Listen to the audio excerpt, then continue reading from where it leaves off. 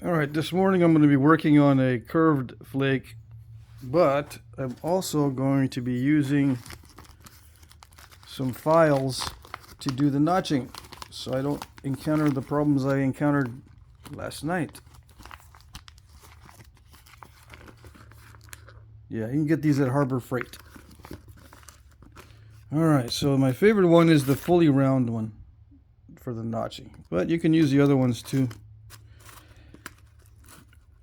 You can use a flat side of the other ones. There's two that have facets. You can use that too when the round one wears out, which it inevitably will. You can also use the diamond files on the edges, and I might show that too. Okay. So the first issue here is the curve. I chose a thin flake because it reduces the amount of time I spend reducing it. That way I can get into using the files right away. Alright, so in order to get the most out of a curve, you first have to decide where you want the point to be and try to figure out where you can capture most of the material. You'll have to lose stuff off the ends. Yeah. You can't maintain the entire length. So the straightest part is actually, I don't know. It's hard to decide.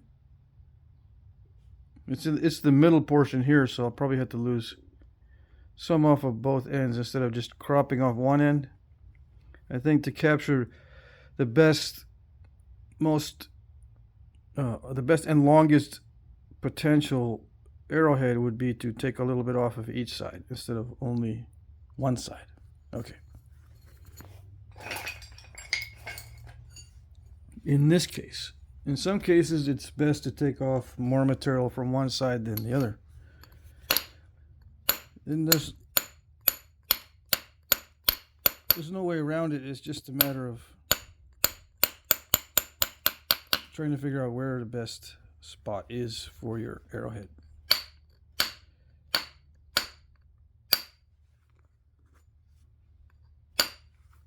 I say arrowhead because a lot of these flakes are made into hunting points for arrows.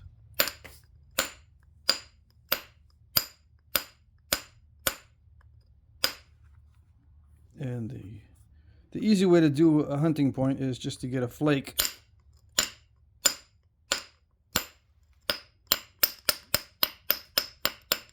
and go to town on it and make a point. Make a triangle. You don't even need notches, but I am going to be doing notches so I can show how to use the file.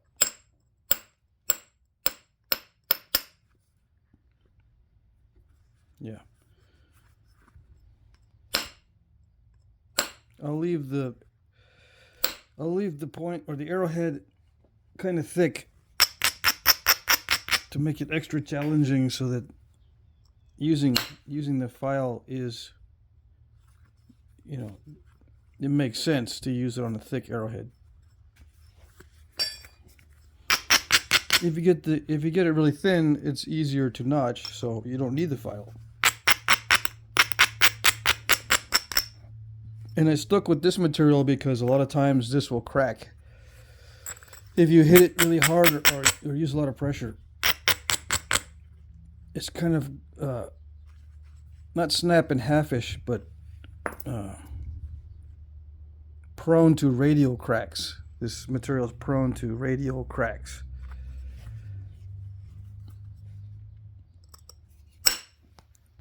Yeah, there are some stones that are not easily cracked in that way. This is raw stone here. It's notoriously difficult to notch the raw stuff. If you are able to notch the raw stuff easily, you've got some high quality stuff, or you're just naturally talented in notching. I've seen both.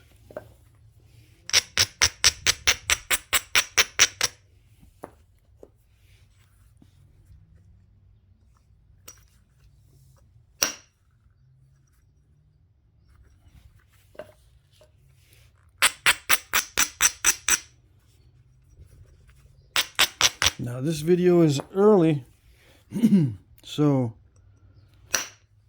my brain is not on caffeine yet.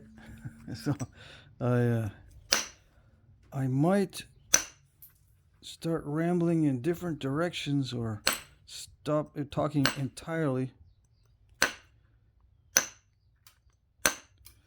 I've been doing research on autism, as I was mentioning, but also different ways of thinking. So I could talk about that while I'm doing this. This is kind of tedious just to get this whittled down slowly so I don't break it in half. I'm going to be talking about other stuff. So yeah, I've been doing research on how the brain works on and off for at least 3 years, mainly because of my kids, but also because of the way people do research studies. I noticed in many cases the researcher will talk about patterns that really don't exist or shouldn't be significant, right? Like with this Gestalt type psychology, there are principles in the psychology that illustrate how our brain looks at objects and then finds patterns or finds a significance in looking at groups that have similar characteristics, or that they have this thing where you can fill in the gaps and it looks like something else, something other than what it is. And that's wired into our brains. That's our natural tendency. And, you know, you can't blame researchers for noticing patterns that aren't there, because our brains are wired for that. What I do object to is that they don't realize what they're doing. They should be trained to understand that the brain will see patterns that aren't there. It's very important to know that your brain will see patterns that aren't there. They aren't really there. They seem to be there.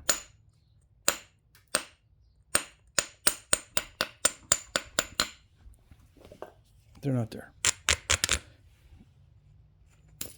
In Gestalt psychology can also help to explain how people learn. When you're trying to explain something, some people will visualize it in one way, and other people will visualize it in another way as you're trying to explain it. So you have to be aware of how people visualize what you're teaching them. And some people cannot process little bits of information and then put them together later. They don't do that very well. They need to have everything encapsulated in a general statement, and then we can start digging in deeper. They don't respond to little bits of details here and there and then put together the jigsaw puzzle. They don't learn that way. Unfortunately, most of our school curriculums are built around details first and the big picture later, or sometimes not even part of the curriculum. The big picture is irrelevant. Just learn the details and pass the tests, which is not a very good way for many people. And my sons, I learned it the hard way, because my sons don't learn that way. In order for them to see the details and make sense of them, they need to see the whole picture first, or they're lost. They have no input. They don't know what to think of the details. What do you think about this? Or what do you think about that? Or write about this detail and tell me what you think. They don't think anything of the detail, because what they're thinking is, what is this for? The only comment they have is, okay, how is this linked to the big picture? It raises questions instead of inspires ideas when they look at the details.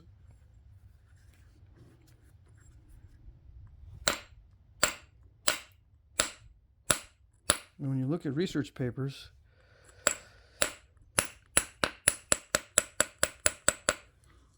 sometimes the researchers are seeing things that aren't there.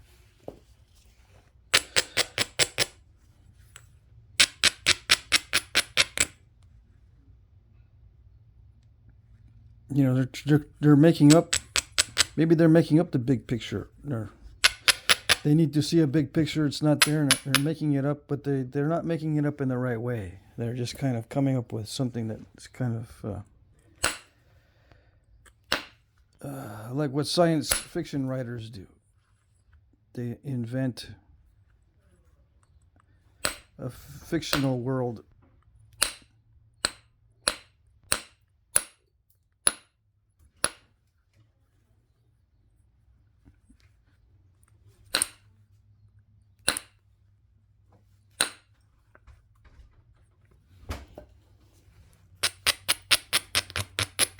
Anyways, let's see. I'm getting down to where it's critical that I don't take off too much. I want to maximize the length. The width is not that important. Not if I'm going to make something similar to this one. As far as the width, I got a lot of room. This is pretty typical for that little dart point. All right, in dimensions. So the width, I got room on the width. It's just the length that I got to be careful with.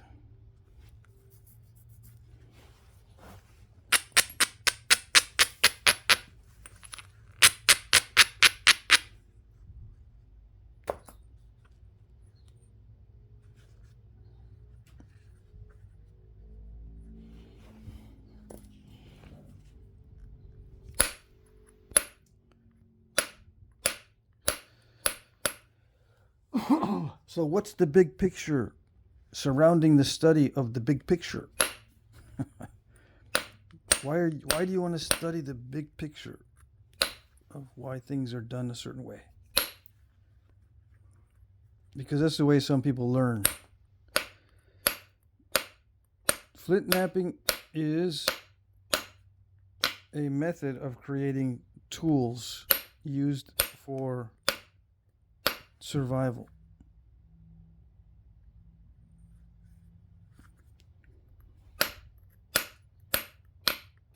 That's the big picture. Everything's a subcategory.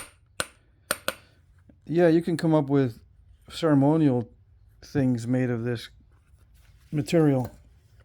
And yeah, you can consider it survival because it adds joy and happiness to your life. And that's important. If you have nice artsy things,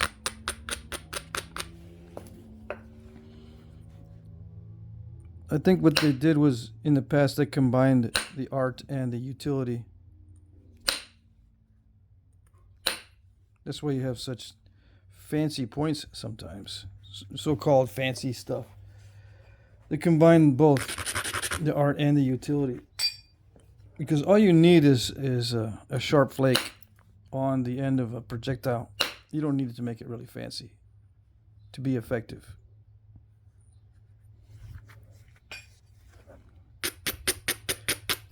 It can become more effective, yeah, if you add stuff to it, like perhaps serrations would be one of the enhancements, although it's been shown that there's not much difference between the penetration value of a serrated point and a non-serrated point. But in some cases, there may be some animals with hides that are cut more easily with a serrated edge. I don't have the resources to test that hypothesis, although I might do it. You know, I can get hides now, elk and deer and maybe even javelina and stuff like that, and do tests on different edges on arrow points. You know, make a arrow point the same dimensions with serrations, big serrations, small serrations, no serrations, and then extremely smooth with minimal deviation, and then shoot them all at different hides and see if there's better penetration value on different hides with the different edge treatments. Yeah, it's that would take a long time to do, but it could be useful.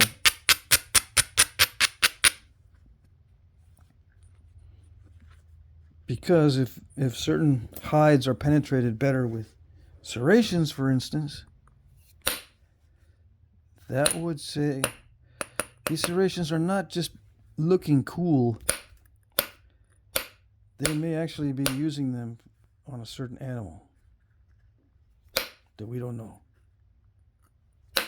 That we don't know about.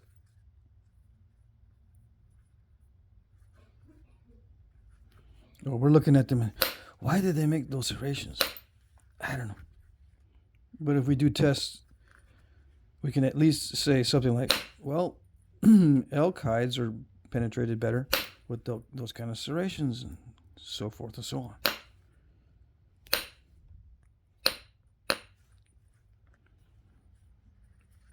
Yeah, so first and foremost, the big picture is these tools are made for survival, and everything else is secondary.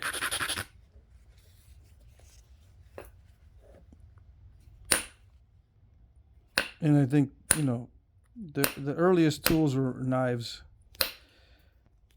just blades used for cutting, and not thrown at anything. The projectiles came later, when they figured out it was better to shoot a sharp rock than to shoot a dull rock or a round rock, because it causes bleeding. The sharpness causes bleeding, and it cuts through nerves, and it cuts through bones. It kills the animal faster. Or if you need to defend against humans, it can be more effective in guaranteeing that you're going to kill someone, especially if you shoot them in the gut, as an example. Yeah. Back in the day, without modern medicine, if you got hit in the gut with an arrow, you were most likely going to die at some point. Maybe not right away, but eventually. And the more intestines you can open up with a sharp object like an arrowhead, yeah, the quicker you'll die. The faster the infection will take effect. Yeah.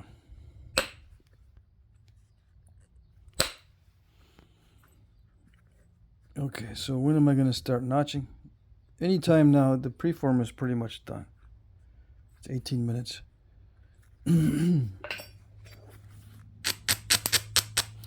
Oh yeah, changing the subject. Someone asked me, so am I sold now on the boppers? Are they the best? Am I coming to my senses? Am I finding out what Flintknapping really is? I'm going to be switching to brass here in the near future. Yeah. I'm finding that the boppers can help me reduce tough stone with less strain on my wrist. So I'm going to be using these from now on to reduce the tough stone. But as far as Flintknapping is concerned, I find it more advantageous to try every method of reduction instead of saying this is real Flintknapping or that's not real Flintknapping, or this is best and this is not best.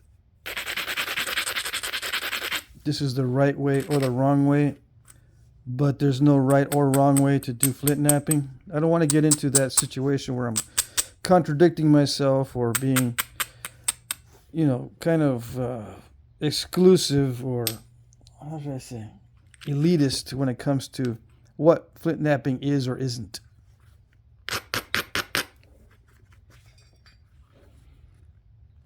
I'm not going to make fun of you if you use a certain type of tool. Although I do make fun of the antler people but not because they make things out of, or not because they make things using antler. I make fun of them because they think antler is a mystical material. Yeah. You're not really napping unless you're using these mystical, magical, natural tools. There's some sort of moral high ground to using the natural tools compared to the modern ones. That's what I make fun of. That moral high ground that shouldn't be there.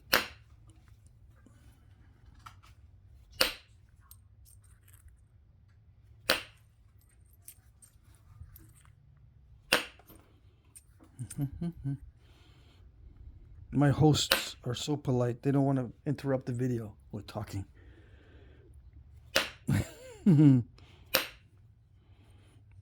They're whispering in the background.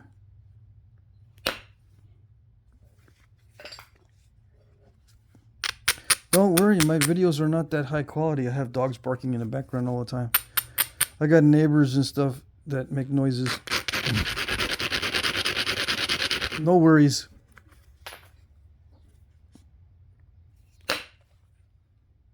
But yeah, they're concerned that perhaps the quality of the video will be interrupted. As if I make extremely high quality videos.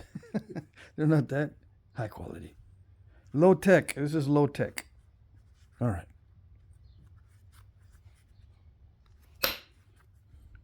Did I get the most out of it that I could possibly get? I think I did.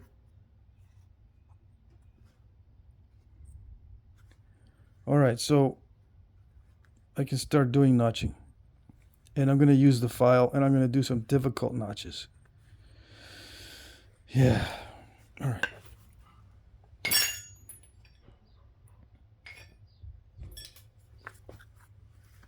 Yeah. If I know I'm going to do difficult notches in the beginning,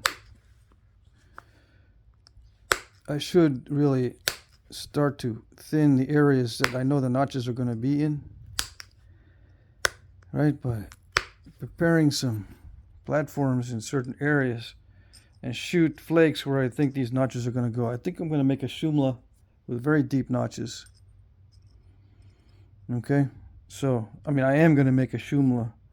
I should probably initiate the notching process with big flakes in the areas where the notches are going to be so that it thins everything down. I should do it that way on everything.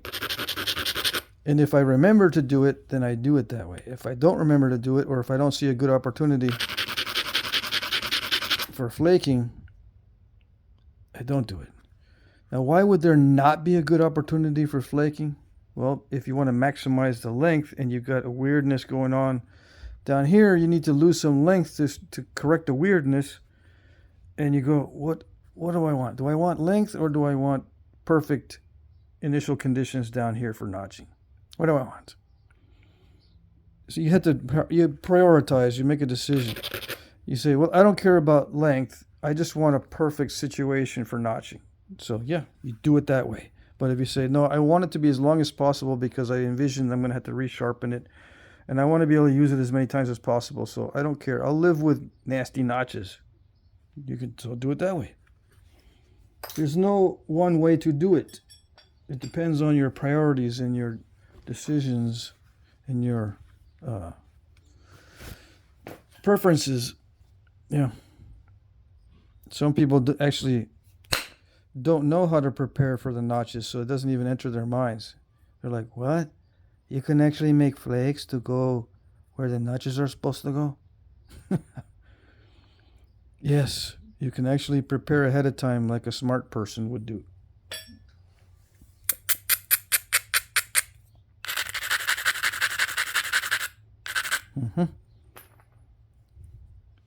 If there are opportunities. In this case, there are. It's cooperative material. I can actually do it without losing too much length. See, I just popped out two very significant flakes because it thins it down in the area I want it thin. And I didn't lose much length at all. All right. I'm still going to use the files. Don't worry.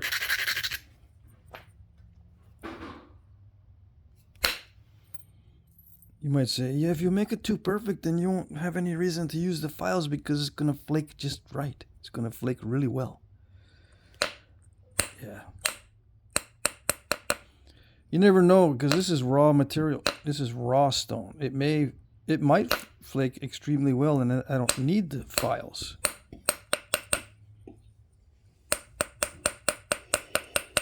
Or I might start to stall right away.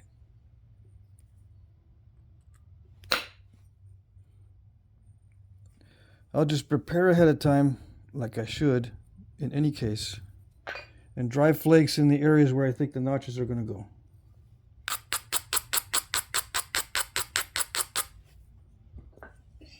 Just so I can show you what I'm talking about.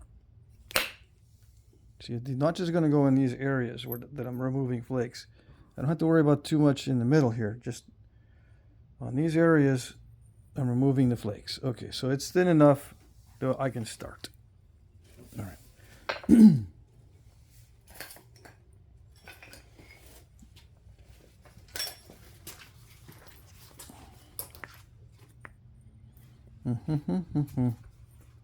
I've already have these little dings, but I'm not going to put the notches where the dings are.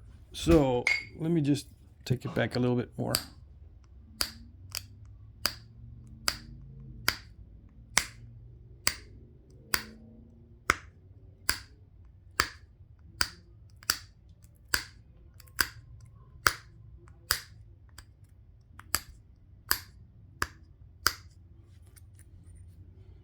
What's a Shumla point? A Shumla is the stage before the charcos. If you mess up the Shumla, you can make a charcos. Yeah. What's a charcos? Look it up. Look it up. If you mess up the Shumla, you can make a charcos. Yeah. Am I trying to be funny? I'm trying to.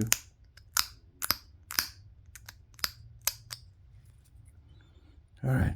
Here we go.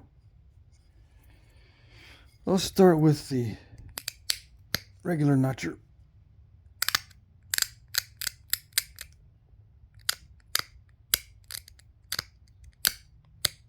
The spatula tool is my regular notcher.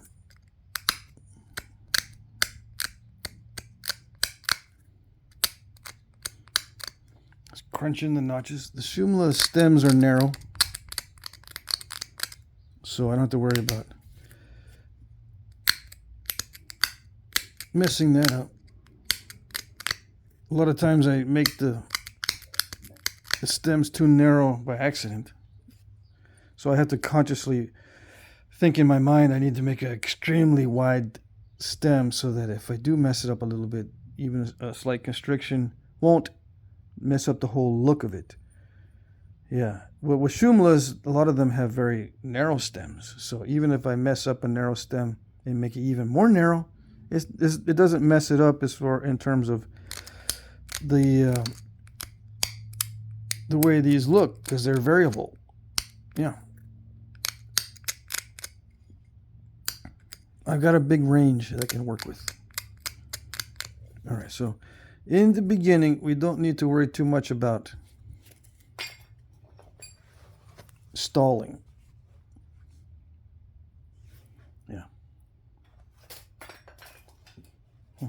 29 minutes. Should I start the notching in the next video? I should. And I won't upload the first one until I got the second one finished. That way you're not in suspense for too long. I'm going to stop it right here. Okay? Because it's 30 minutes. All right. Next segment. Let's see if I can take a photo. Is it going to let me? There it goes. All right, next segment.